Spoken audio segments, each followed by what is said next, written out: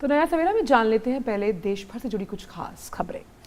और सबसे पहले बात करते हैं बिपरजॉय की। गुजरात के तटीय इलाकों से टकराने के बाद चक्रवाती तूफान बिपरजॉय के कमजोर पड़ने की खबर है। मौसम विभाग के महानिदेशक मृत्युंजय महापात्रा ने कहा है कि चक्रवात बिपरजॉय के कमजोर पड़ने के बाद आज शाम तक दक्षिण राजस्थान में चक्रवात के डिप्रेशन में बदलने की उम्मीद है। गुजरात में कल बिपरजॉय के लैंडफॉल की प्रक्रिया के दौरान 22 लोगों के जख्मी होने की खबर है। साथ ही तेज हवाओं की वजह से सौराष्ट्र और कच्छ के कई इलाकों में पेड़ और खंभे गिरने की घटनाएं भी सामने आई हैं। तटीय इलाकों से करीब 1 लाख लोगों को सुरक्षित स्थानों पर पहुंचा दिया गया था। एनडीआरएफ, एसडीआरएफ के अलावा army, navy, air force, Indian coast guard और बीएसएफ की टीमें राहत कार्यों में जुटी हुई हैं। इससे पहले गुजरात तट से 17 मई 2021 में तौकते तूफान टकराया था। अरब सागर में उठा बिपरजॉय इस साल का पहला तूफान है। बिपरजॉय अरब सागर का सबसे लंबा तूफान भी बन चुका है। इसकी लाइफ 10 दिन 12 घंटे की है। इससे पहले 2019 में आए क्यार की लाइफ 9 दिन 15 घंटे की थी।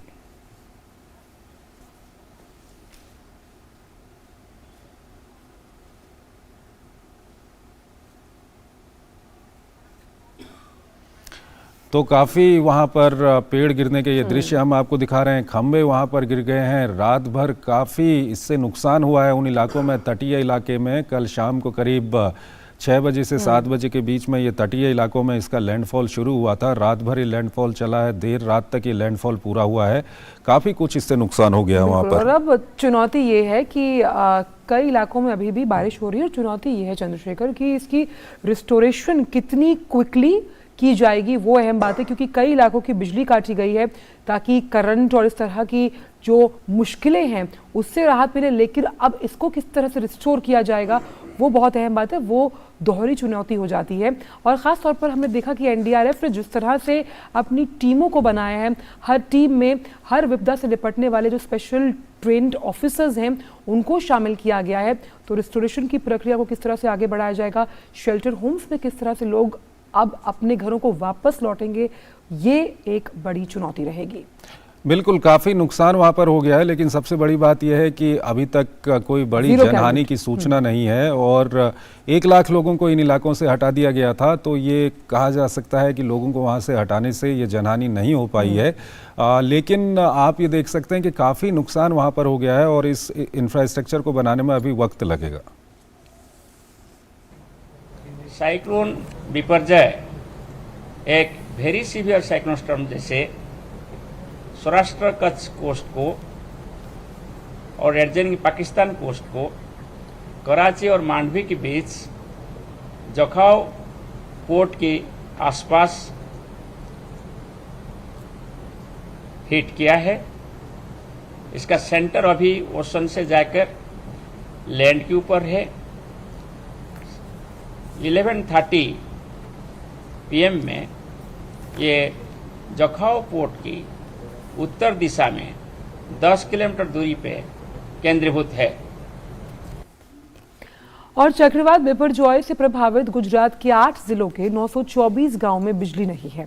118 किलोमीटर प्रति घंटे की रफ्तार से चली हवाओं के चलते जगह जगह बिजली के खंभे उखड़ गए। बिजली विभाग के कर्मचारी देर रात से बिजली आपूर्ति बहाली करने में जुटे हुए हैं। कई गांवों में रात भर काम कर बिजली बहाल की गई। और वहीं मुंबई में आज भी चक्रवात बिपरजॉय का प्रभाव देखने को मिल रहा है। गेटवे ऑफ इंडिया पर समुद्र में ऊंची लहरें उठ रही हैं। तो ये मुंबई की तस्वीरें हम आपको दिखा रहे हैं। वहाँ पर काफ़ी कुछ असर इसका दिख रहा है और जिस तरह से हम बता रहे हैं कि अब गुजरात के बाद अगला असर जो दिखाई दे सकता है वो राजस्थान में दिखाई दे सकता है। तो वहीं भारत के जो तटीय इलाके हैं मुंबई के, ये दृश्य हम आपको दिखा रहे हैं। समुद्र में हाई टाइड की स्थिति है और वहाँ पर ऊंची ऊंची लहरें इस वक्त उठ रही हैं।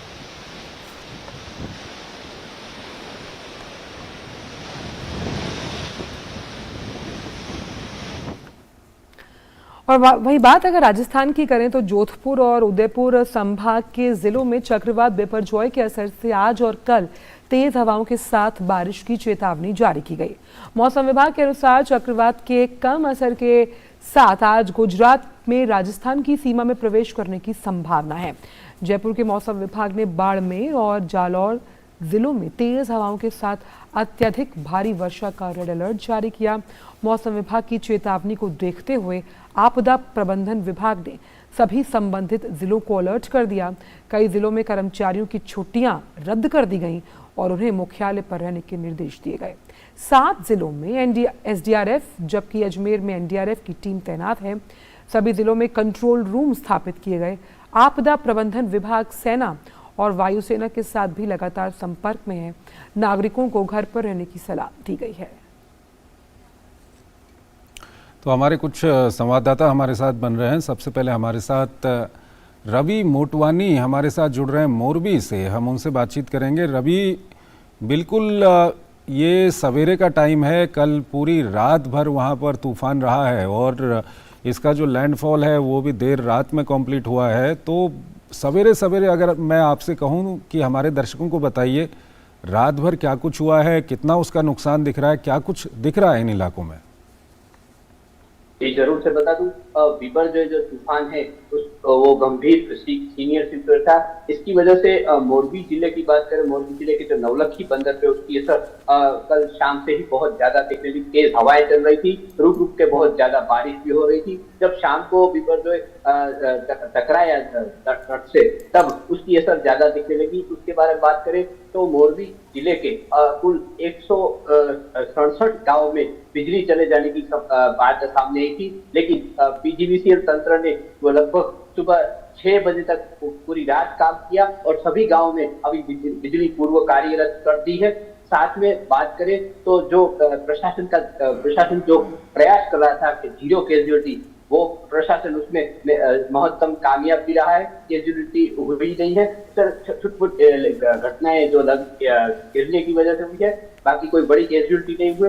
साथ में बात करें बारिश की तो बारिश भी कल रात बहुत तेज हुई थी, सुबह भी बारिश हो रही है और तेज हवाएं भी चल रही है, लेकिन जितना प्रशासन ने उसको तैयार किया था, तैयारी दिखाई थी, उसमें वो मैक्सिमम कामयाब रहे। जी चलिए रवि, आप बने रहिएगा हमारे साथ तापस भट्टाचार्य भी जुड़ गए हैं कच्छ गुजरात से। तापस, क्योंकि सबसे पहले जो लैंडफॉल हुआ है वो कच्छ से जाकर टकराया था बिपरजॉय, और इस वक्त क्योंकि लैंडफॉल कल देर शाम हुआ, अभी कच्छ में क्या हालात हैं, किस तरह से एनडीआरएफ और एसडीआरएफ की टीमें वहाँ काम करी? आपके पीछे हम देख पा रहे हैं कि बहुत ज़बरदस्त तूफान चल रहा है और पेड़ हिल रहे हैं और आप जहाँ खड़े हैं वहाँ से जो नज़ारा है वो हमें दिखाई दे रहा है।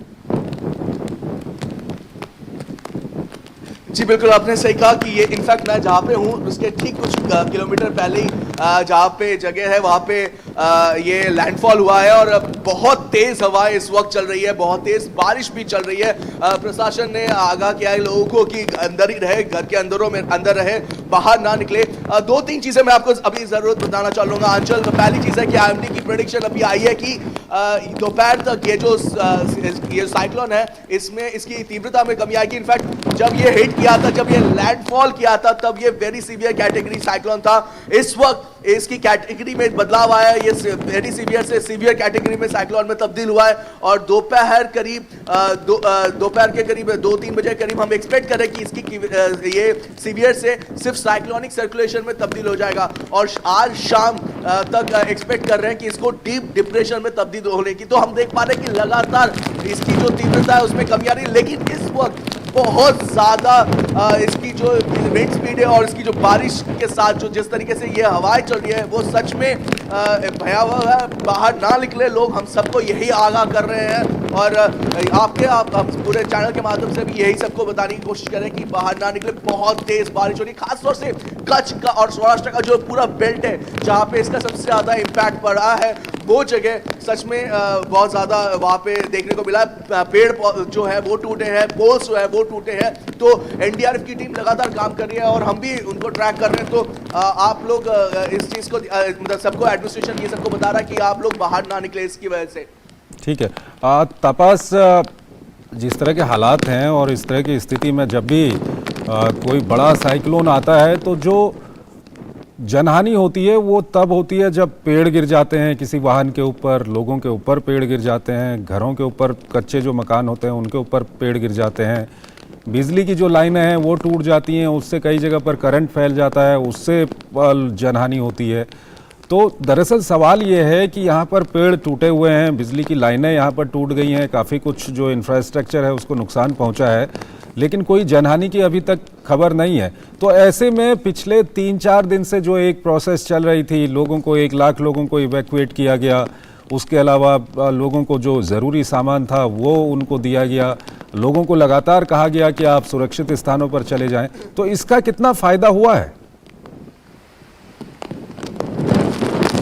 जी, सबसे बड़ा पहले फायदा तो इससे था कि आईएमडी की जो प्रेडिक्शन थी, जैसे सबसे लॉन्गेस्ट एक्सैक्ट से ये अरेबियन सी में साइक्लोन था, तो 6 तारीख से जब ये साइक्लोन बना तब से इसकी जो अप्रोच ट्रैकिंग की जा रही थी, इसकी एडवाइजरी जो है वो जारी की जा रही थी, और उसके वजह से स्टेट गवर्नमेंट, सेंट्रल गवर्नमेंट एकदम से एक साथ में आपको बताना चाहूँगा कि शायद पता हो, प्रधानमंत्री नरेंद्र मोदी ने भी एक मीटिंग ली थी, हाई लेवल मीटिंग ली थी, तो सबको बताया गया था कि ये सेंट्रल गवर्नमेंट, स्टेट गवर्नमेंट एक साथ मिलकर काम कर रहे हैं, तो एक सामंजस्य बनाया गया था और पहले से ही इसके लिए तैयारी की।